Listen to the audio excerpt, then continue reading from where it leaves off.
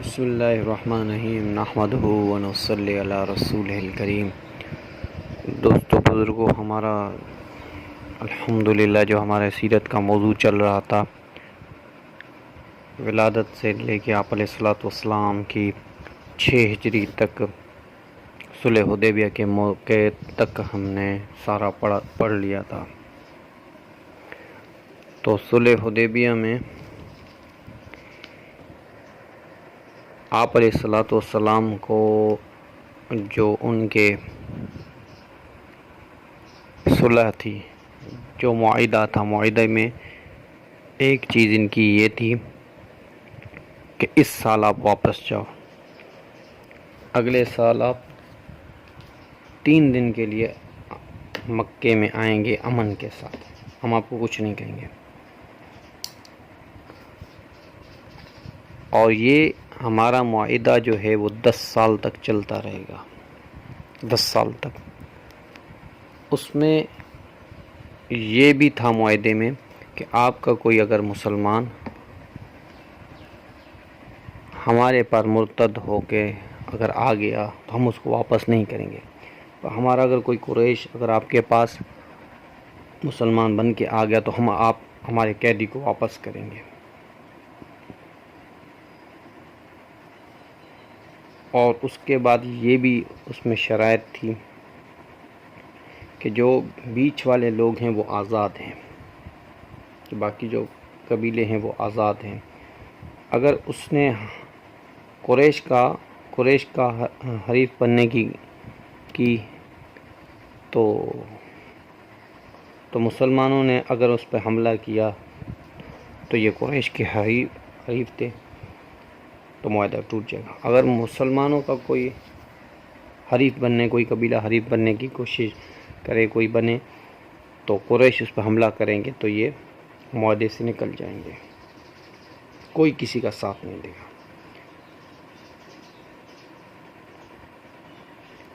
پھر جب معاہدہ لکھا جا رہا تھا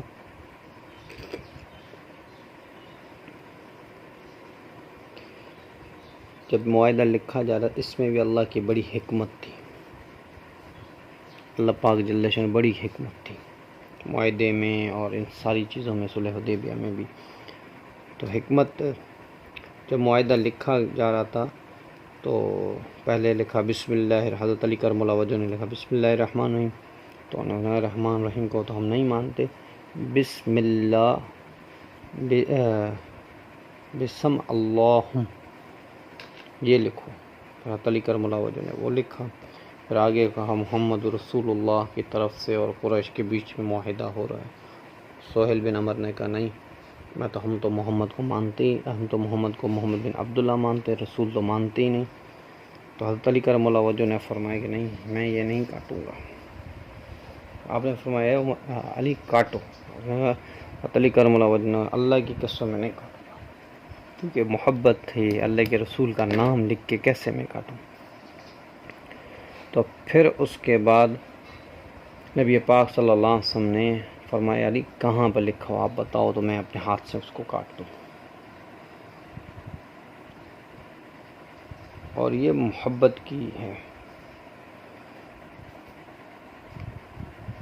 تو اس کے بعد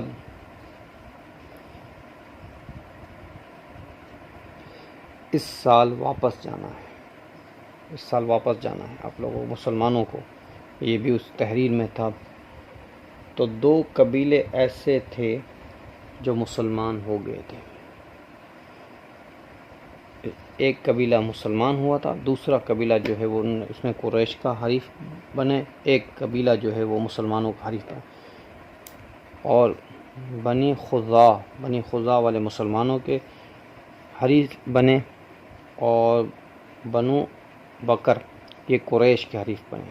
کیونکہ ان کا نام یاد کرنا اور ان کا نام ذہن میں رکھنا اس لیے ہے کہ آگے جا کے معاہدہ جو ہوتا ہے صلح حدیبیہ ان کی وجہ سے ٹوٹتا ہے۔ قریش نے بنو خزاع پہ جا کے حملہ کر دیا کیونکہ وہ مسلمانوں کے حریف تھے، تو اس کی وجہ سے۔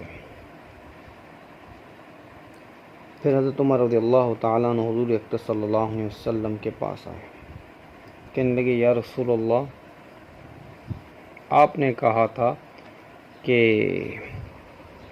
ہم مکے میں جا رہے ہیں.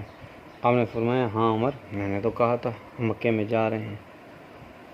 اور آپ نے اتنی بڑی آپ نے فرمایا عمر پہلے تو یہ بات کہ میں نے مکے میں جانے کی بات کی، اس سال کی تو میں نے بات ہی نہیں کی.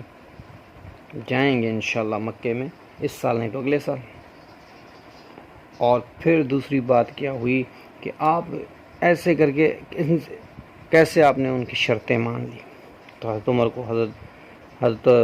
عمر کو نبی پاک صلی اللہ علیہ وسلم نے فرمایا عمر میں کوئی بھی کام اللہ کے حکم کے بغیر نہیں کروں. جب یہ اللہ نے انکار نہیں کیا، اللہ نے یہ ساری شرطیں مانی، تو میں کیسے کروں.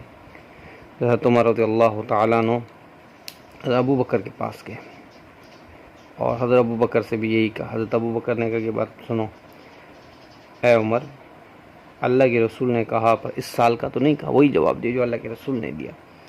فرمایا کہ یہ اتنے، انہوں نے کہا کہ ھذا رسول اللہ، یہ اللہ کے رسول ہیں، اور یہ کوئی عام جماعت کے اللہ کے رسول ہے. جو اللہ کے رسول نے کیا تمہیں مجھے کیا کریں، اس کی اطاعت کرنی ہے، بس اطاعت کرتے ہیں. آپ صلی اللہ علیہ وسلم نے فرمایا کہ اب سارے معاہدہ ہو چکا ہے، اب سارے لوگ اپنے جانوروں کو کاٹو. انہوں نے کہا صحابہ نے بات نہیں سنی. تو پھر نبی پاک صلی اللہ علیہ وسلم غصے سے حضرت اسماء رضی اللہ تعالیٰ عنہ کے خیمے میں آئے جوش کے ساتھ. آپ نے فرمایا میں ان سے کہتا ہوں صحابہ میری بات نہیں مانتے. تو اس لیے کہا جاتا ہے کہ بھئی مشورہ عورت سے بھی لیا جاتا ہے، اور نبی پاک صلی اللہ علیہ وسلم دونوں جہانوں کے سردار عورت کے مشورے پہ عمل کر رہے ہیں. انہوں نے کہا یا رسول اللہ ایسے نہیں کہ یا نافرمان ہے، یا آپ پہ جانثار ہے، یہ رک رہے ہیں اس بات کے لیے کیا پتہ کہ اللہ کا حکم آ جائے، اللہ کی مدد آ جائے، یا اللہ کی وحی نازل ہو کہ ہم میری مدد تم لوگوں کے ساتھ ہے، مکہ فتح کا. تو حضور اکرم صلی اللہ علیہ وسلم کی اسماء رضی اللہ تعالی عنہا نے فرمایا کہ یا رسول اللہ آپ اپنا جانور ذبح کیجئے، پھر آپ اپنی جو ہے سر کے بال منڈوائیے. تو یہ صحابہ خود کریں گے. آپ صلی اللہ علیہ وسلم نے ام سلمہ کے مشورے پر عمل کیا، اور آپ جیسے گئے ذبح کیا اپنا جانور اور اپنا سر منڈوائے. صحابہ سارے کے سارے سر منڈوانے میں لگ گئے. اس لیے کہتے ہیں یہ اطاعت ہے.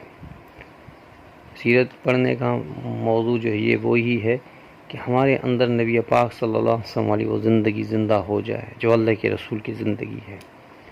تو آپ صلی اللہ علیہ وسلم وہاں سے واپس ہو رہے تھے. حضرت عمر رضی اللہ تعالیٰ نے ایک بار قریب اونٹ کر کے سلام کیا، آپ نے جواب نہیں دیا. پھر سلام کیا، پھر آپ نے جواب نہیں دیا. پھر تیسری بار سلام کیا، پھر آپ نے جواب نہیں دیا. پھر تھوڑے سے پیچھے ہو گیا. حضرت عمر کو یہ شبہ تھا کہ میں نے اس بات کی وجہ سے اللہ کے رسول ناراض ہو گئے. تھوڑی دیر کے بعد حضرت کسی صحابی نے کہا عمر حضور اکرم صلی اللہ علیہ وسلم تمہیں بلا رہے ہیں. حضرت عمر رضی اللہ سب سے آگے ہوئے، آپ صلی اللہ علیہ وسلم کے پاس گئے.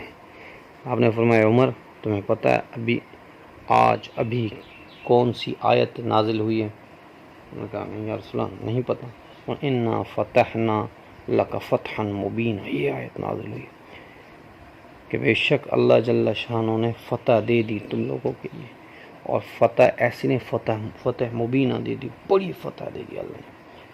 تو اس فتح پہ علماء اکرام کہتے ہیں کہ یہ فتح جو ہے، فتح مبینہ جو ہے، یہ فتح جو ہے مکہ فتح کے لیے. کچھ علماء کہتے ہیں نہیں مکہ فتح نہیں، بلکہ یہ جو ہے یہ تو صرف اور صرف صلح حدیبیہ والی فتح ہے. صلح حدیبیہ، حالانکہ صلح حدیبیہ میں دیکھا جائے تو مسلمان کافروں کی بات مان کے واپس آ رہے ہیں، پر اللہ نے اس کو فتح مبینہ کہا ہے، مبین کہا ہے. آپ صلی اللہ علیہ وسلم کی زندگی کے 19 سال 13 سال آپ نے محنت کی مکے میں، 150-200 مسلمان ہوئے نبوت کے بعد. پھر آپ نے محنت کی، سن 6 ہجری کا واقعہ ہے، 6 سال آپ نے محنت کی مدینے میں.